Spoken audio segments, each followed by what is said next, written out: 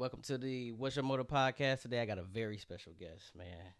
Not only a friend, but I got my business partner here. Yeah, for sure. I don't know if many of you knew, but we actually have a education consulting agency specifically for teachers, but even more in depth in terms of focusing on new teacher development. But Absolutely. just let you know here, I got Wyll Holloway, counselor, former guidance counselor, advisor at MATC, father, husband, immaculate husband and father, might I add, mentor, you name it, everything, my man, William Holloway.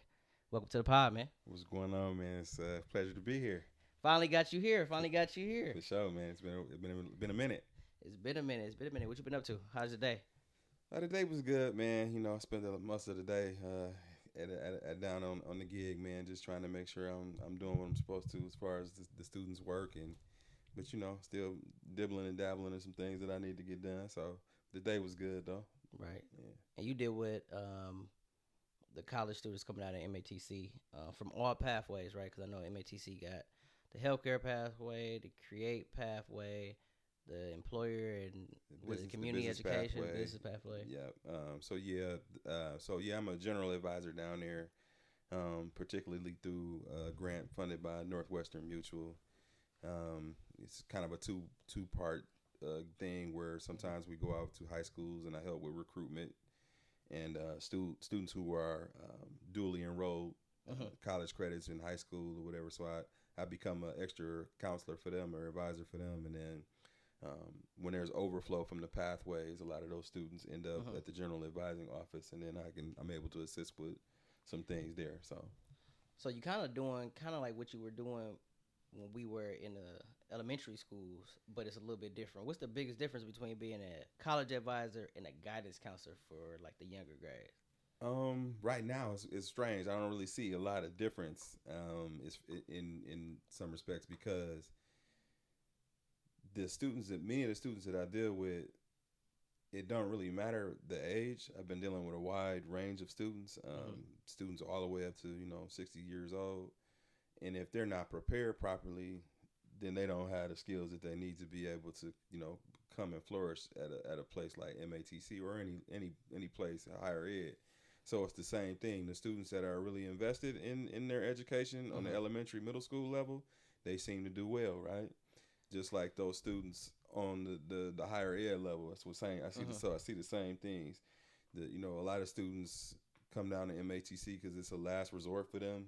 Somebody pushed them in to come in or convinced them that and MATC that has a lot of programs and they got a lot of resources down there, right? But like, if you're not really sure about what you want to do, if you don't want to read your emails, if you don't want to follow up in within deadlines and things like that, it's a hard thing to do. A lot of our many people in our populations, they're not tech savvy. A lot of them, some students come back for the GED program, and they, a lot of our students do well in the GED program. In the correctional ed, they do a lot of stuff in those particular areas, and they're really good. But we have a lot of students who disconnect from school. They come back to school, but they're not really serious. It's just like it maybe further down the line they'll be a little bit more serious about it. But then even sometimes we see that they come down and they're further down the line, and you don't see much of a change because they haven't invested in what's going on today, the technology, reading the email. A lot of how many times have we been in the elementary, middle school, and we've called parents and the phone is not set up for voicemail or the voicemail is full. They're not even checking the messages. Right. So you got that with the adults. Absolutely, 100%. So knowing that we both came from the elementary world, right? Do you think it's a correlation between how they perform in the elementary space, and then now we got these young kids that are now adults and coming into like MATC? And then second question, why do you think MATC is looked upon as like the last resort? So to answer the first question, without a doubt, I definitely see that. That you see these kids that you can't establish a relationship with them, where only one person can establish a relationship with this kid to actually motivate them to do something when they're in the academic setting. And because of that, there's nobody there to keep that push that kid along or to excite that kid. You know, if this person is not there anymore, or you know, this kid is on a different floor now, and that person can never get back up there to do this. The connection is missing. The connection is missing. Which is the relationship. Absolutely, and then that kid has nothing to really galvanize them to get through that. Sometimes we have kids that are teetering right on the edge. They have all the skills, right, but they're not motivated by anything academic. Their life outside of the academic setting is chaotic. Right. And so they don't really have that that community, that blanket around them to be able to help them get through that. So they're not motivated about being in school. And for whatever reason, it don't have to be that outside of school. Right. But like for whatever reason, they're not motivated, and because they don't have that person that really galvanizes them and gets them really excited about, you know, the promise of this learning nobody can take from me, and I'm going to use these skills to actually further myself in whatever I'm going to try to do. Correct. You definitely see that on the higher ed level with students that they're not really motivated. And again, I think with the second question was like, why is MATC looked at as a last resort? Unfortunately, we put a lot of stigmas on things. Since I was in high school. We put a lot of stigmas on things. Since I was in high school, we know it's an age difference between me and you, right? So since I've been in high school, that's been the stigma for MATC. And we don't let that stigma go, even though we both have been down there and seen a lot of beautiful learning going on down there. Seriously, like being in there, I didn't realize like how many programs are there, and they really, really help people. It's crazy. The program. It's crazy. Just the programs by themselves, right? That's not mentioning some of the other things that I know since becoming an advisor, right? We know a lot. But like there are a lot of programs down there that if you come down there and you are really focused on what you want to do, you got some idea, you hook up with a good advisor or a good person down there, which there are a lot of good people down there that are really trying to push people forward. You can get in and out, handle your business, and be out in the field doing something. With little to no debt. With little to no debt. Like an associate's degree, you are actually making the money that, you know, many people with bachelor's and master's degrees aren't making. Because you are in a trade or you are in a focused area where the demand is high. You know, so if you learn this skill, you learn this trade, again, it's something that people can't take from you, right? So would you agree that going to trade school is just as beneficial than going to a four-year degree? Without a question. 4-year university. Without question, because everybody, and we talk about this all the time, right? Everybody can't be the academic, the book guy, the research guy. Everybody can't do that. Some people need to work with their hands. Absolutely. Some people are creatives. Somebody needs something that they can do practically right away. Like, oh, I can get this skill and I can jump right into that industry and get to work. I'm visual. Let me see it. I need to get out and actually do it by doing, by learning, by application, right? You know what's funny about that, though? What? So the fact that we talking about trade schools and being able to learn a new skill and then jumping out there and actually using it and employing it right away. Think about the classroom, what they talking about now, interactive and engagement in terms of learning, right? Right. A lot of times, what are they trying to get kids to do now? Well, it depends on where you at, but for sure, what are they trying to get kids to do now? Interact with their learning. Absolutely. I think it's safe to say that both of us probably, when we were in the classroom, we were really trying to get kids to really be engaged, not only being able to read it, but being able to touch it. No question. Being able to apply something, being able to utilize that skill in real time. I need you to have a real life experience behind what I'm trying to explain to you. Exactly. So it can become vivid to you so that you understand. Relevant. Right. So moving forward, you understand it like this does apply to my life. Absolutely. It's not just something that somebody is standing in front of me just saying, you know, and again, that's not to say that educators are standing up there. That's what they're doing. But if you don't make it come alive from some students through application, through projects, through debate, through all these different things and these modules of doing these things, right? Some kids are never going to flourish in that environment, right? So back to technical school, when we walked through those doors, right, and we saw all those programs going on, it was like, wow, this is crazy. I had never seen it. Never seen that all in one particular place, right? It was always looked at as second class. Like, why would I go to MATC? You won't have nothing else to do. You ran out of options to go to MATC. And this is what we feed a lot of people, right? Still. Now. Well, they got STEM now. Absolutely. Absolutely. Now they pushing trade schools. Let me just add another wrinkle to what I said about that though. So there are students or whatever who at the end of a high school year, they haven't applied to anything, right? No schools, nothing. The parents are now noticing it. They didn't know before that they weren't applying for anything. They didn't know that they were looking for a college. They weren't looking for a college. Right. And at the end of that, they say, well, go down there to MATC and get a trade then. That was the last resort. I'm going to be honest, that was the last resort. I know a lot of people that went to school with me that they was like, I'm just going to go to MA. And I'm not trying to laugh because it's nothing to laugh about. And I'm not trying to. It's sad. No. It's sad. But listen, give me a date about when you talking about. Give me your date or when you saying this is happening for you. So I graduated in 2005. It's 2023. That's still happening. It's still happening. It's crazy. And so I don't know how many times I've been on Zoom calls or in meetings and if there's a student sitting with a parent and that parent is breathing fire down the student's neck. It's not funny, but like they are telling them what to do and what to push. But when that adult goes away, this is an 18, 19-year-old. They're not going to follow through on that. I done seen a lot of instances of this happening. Do they truly even understand that advice and that guidance in that moment? No, they don't. They're not even there. Right. They're not even there. They're there as a husk, but they're not really there, right? Right. And in order for you to really be successful, you have to be a stakeholder in what's going on. I agree. And so we get a lot of that's going on. We get a lot of people that believe that they have the talent to do something, and they get into it and they realize that you got to do math, you got to do English, you got to do general studies, right? And a lot of these students can't get right to the meat. You can't do it all the time. You gotta eat a little, get some of this milk first. Man. And so we have a lot of students that are, they struggle with that.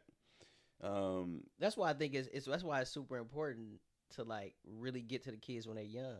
And I think that a lot of our fulfillment, and what I'm saying, maybe you agree, a lot of our fulfillment came from being able to train up some of these kids at a younger age and really try to shape their mind, regardless of what they had going on outside. No question. But when they came into that building, it was, where Mr. Holloway at? Where Mr. Cullen at? No question. Is Holloway here? And then they would get upset. But it was just like they was looking for that, okay, I'm here for this. He going to keep me straight. He going to keep me on my right track. And he going to guide me to the next step. Just a good affirmation in the morning, right? And guess what? You're going to get some admonishment. Absolutely. You gonna get some admonishment. Absolutely. And they knew you was a talker. I'm gonna lay it on thick. So I'm gonna put plenty extra. I'm gonna put extra mayonnaise on it for you. But guess what? They always came back to you regardless of how it went. And that's what I'm saying. Like being able to get to them young to really like cultivate that type of mindset. So when they get to MATC, wherever college they go to, then their mindset will be different. Like, okay, I know I gotta get this stuff out the way. It's such a great point. It's such a great point, Ward. So like, from the teaching side and from the guidance counselor, let's just say the emotional side, right? Mm-hmm. Because a lot of why our students don't succeed is that they're not emotionally intelligent, right? So yes, when I can reach a student in the 4th grade and I can help them work through hardship in the classroom, not outside. It could be something outside too, but like in the classroom. Exactly. You having a hard year with this teacher. I'm gonna teach you how to get through and take something from that teacher still. Strategies. And still, at the end of the day, keep your dignity, be your genuine self. You ain't got to come out of your shell. You ain't got to do nothing crazy, right? If you can do that 4th, 5th, 6th, 7th, 8th grade, right? Now they ready for high school. They matured, right? Because they done been through something, right? Even if the academics is still behind, because you can catch up with the academics. But if you're not emotionally intelligent, and you get to be 18 years old, and somebody is throwing obstacles in your way, what are you gonna do? Be able to navigate it. You got to be able to navigate it. You have to be able to navigate it. So at the end of I think I said navigate. But at the end of the day, you have to be able to navigate it, right? The academics can be a little bit behind, but if you're mature enough to handle taking some feedback, if you can take some constructive criticism, if you can take a little bit of rejection, if you can look inward and be reflective. This is the whole thing, right? Are you mindful of the moment? Like, if I jap out right here, I might lose my opportunity. Mm-hmm. So let me try to keep it in pocket and really listen to what this person is saying. I really personally may not ever vibe with this person, but I need that information that they're sharing with me. Need it. And so I gotta have it. And so when we're not really reaching our kids at that young age and not really helping them bridge these gaps, we're gonna see it later again in life. Like I'm seeing it right now with these students that I'm working with and dealing with every day. And listen, I'm not even an advisor, but when I'm in the building and I walk past. What's that? What's the atmosphere like, bro? The atmosphere is crazy. What? I be like, what is going on? And I come down to you. You know, we do our daily walk and stuff like that, and you give me an insight onto that advice and like what's going on, what type of stuff you're dealing with. And I just be like, at 21, at 19, at 30, at 40, it's wild, and it's just crazy. It's wild. Downtown in itself is just a crazy space, though. Like, how many times have we just been walking downtown? Love downtown, but downtown is a crazy space. So bro. How many times have we been walking downtown and just me and you having our jam session, vibe session, and something like crazy just pop out? One of the craziest things was when Buddy asked me to buy him some ice cream. He came out on dirt. Like he was already frustrated when he hit that corner. He saw us and was like, "I got some. But I'm saying, I got a couple of them right here. I got a couple fish on the hook." But you see two grown men walking down the street, talking, having a conversation. My man looked like he had a day. Don't get it twisted. Like he I felt frustrated. bad for him, but the fact that he walked up on me and said, "Man, can you buy me some ice cream? Can I buy you some ice cream?" He was a grown man. Like, and as much as I wanted to help, I'm just like, no, man. The request was so wild. It just like, I'm not. Do you want a balloon too? Like, what are we? Like, don't what are no, we doing? No, I'm not buying you no ice cream. And I think you told him like you ain't have I don't no money have the cash. on you. He said, I don't need the cash. Come around here with your card. Come around here. The ice cream still. They take credit. No, I can't. God. I can't do it, bro. I can't do it. So, but like I said, I mean, it's all in good fun. It's all in good nature. No question. You know what I'm saying? It's just crazy to see. Question. And then I just always look back, and we talk about this all the time. I just always think like those people were at one time kids. So when I think back to the kids that we was helping, the kids that we serve, and even the kids that we still deal with now, because a lot of them still reach out to you, absolutely, and to us. In general, we see them in the community because we frequent it. I just think about just like that impact, bro, and just it's crazy. You know, I'm still going into high schools. I got 10 high schools that are on my, you know, as a part of this grant that I still go in. So I still go into the schools, and it's wild because I'm in there in another capacity, and you still hear Mr. Holloway, and it's a kid that's like, oh my God, I haven't seen this kid since they were in 3rd grade or 4th grade. And they run up to you and they still remember you. You know, it's wild, man. You know, I've been in the community. I've been in restaurants and people's like, hey, are you Mr. Holloway? And I'm like, yeah. And I'm like, man, I remember you from like a long time ago. You was at my school and I didn't have students pay for meals for me and everything else. And it's like, no, man, don't do that. And I come out and the bill is already paid. It's crazy, man. And you know, it's crazy. I've been seeing a lot of, like on Instagram, I've been seeing a lot of little posts saying like, the kids always remember the teachers that had the biggest impact or had an impact in their lives. Like, you remember those teachers. And somebody, I read one of the comments that was like, y'all got to remember that some of these people that we was attached to or we had relationships to were the only people that we really could trust and believe in. We really felt like they had our best interests. No question. And I think that's important. I know, you know, it's thrown around in education. You know, the educational jargon. Build relationships, but it is super, super important. It's we cliche heavy in education. We gonna jump on them acronyms. Which one we don't? Else, which one? What's the biggest one we don't like? Boy, you already know. It's what's best for. We got to kids. do what's best for the kids. If you don't stop it, we got to do what's best for the kids. What is that? It's a blanket statement. What is that? It's a blanket statement. And why is that a blanket statement? Because they didn't looked at some data. Something. So we go there. We can spin that way. Let's spin that block. Let's go ahead and do it. Cause I don't know if we should go there. Maybe we'll say that. We'll do that for the next episode. We'll say that for the next episode. Okay. You know what I'm saying? But like, there are so many cliches. We cliche heavy, right. But to build a relationship, man, it's essential. It's an essential piece to.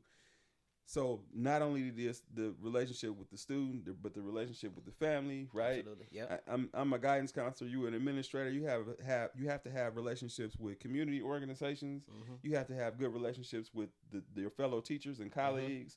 Mm-hmm. You have to have good relationships with the custodial staff, with the front desk staff, with the bus drivers, with the cooking staff, right?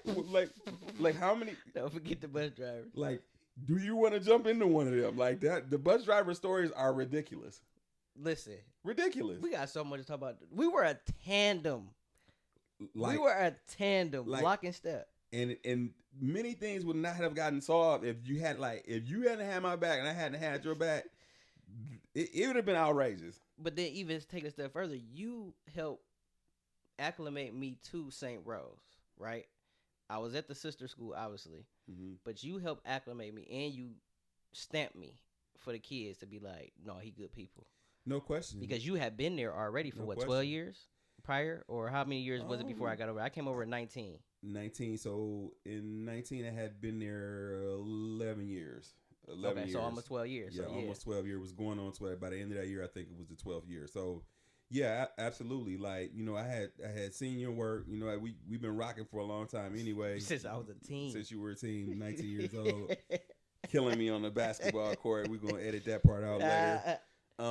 No, but I already knew you were a good dude, solid guy, seen your work, been in the classrooms, observing at St. Mary and seeing these things or whatever. So knew your pedigree, you know, on many occasions, conversations and everything else. So know what it is already.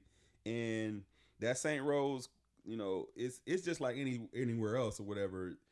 You got a community of people over there that really ride for St. Rose. So whenever somebody out that they liked, and my man's before you was, you know, he was beloved there, right? For sure. So to come behind and have to take his place, it was a little sore spot for a lot of our parents.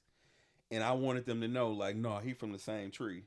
Yeah, because even, you know, when I felt it, What? I felt it the most 2019 that summer. I came over that summer, I had to work summer school. So I'm working summer school. I think who were teaching summer school? Liberecki. I don't remember if Schnicky was. I don't know.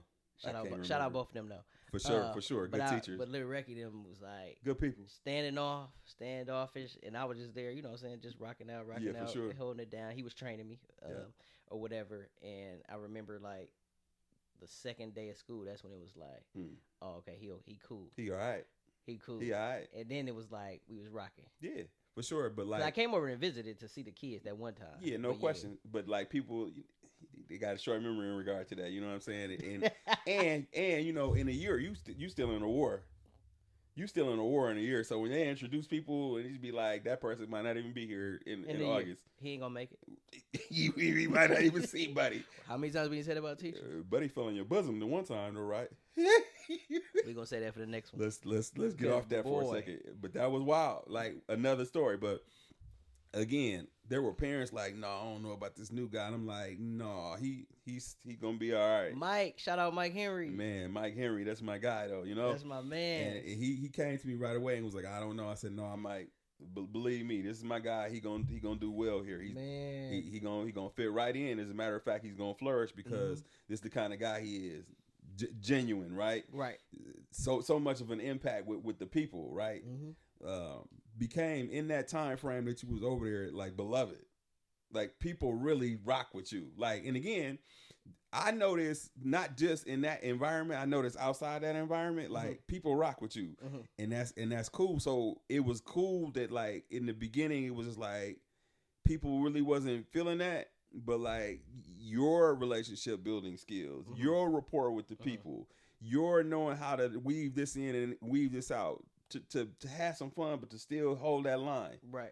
Because we used to have plenty of fun. No question. But like I said, though, like you help make that transition smooth. You help it to be like, you really help bridge everything together. Like I you know, I don't know if I think I did at your farewell. I think I thank you for it.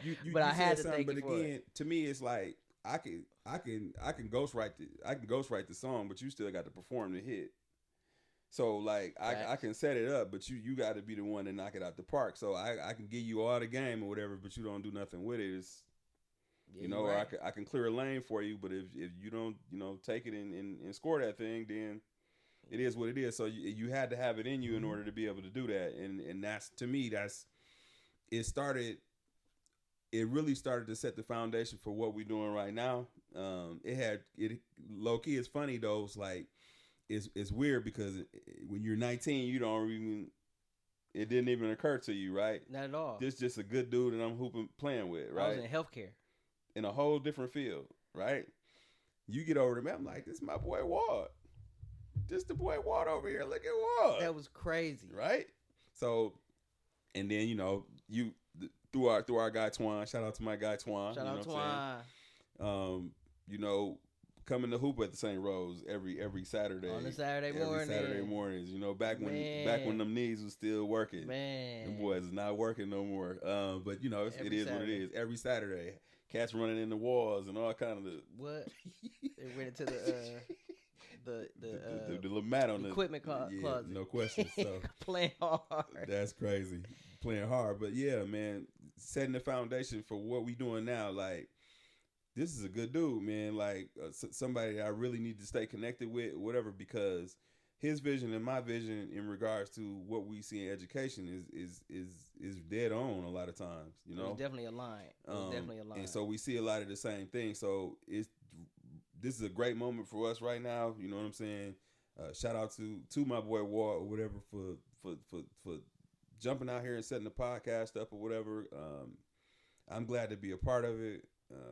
My man's my business partner or whatever, but you know, our focus is really trying to get this education thing, this consultation thing going.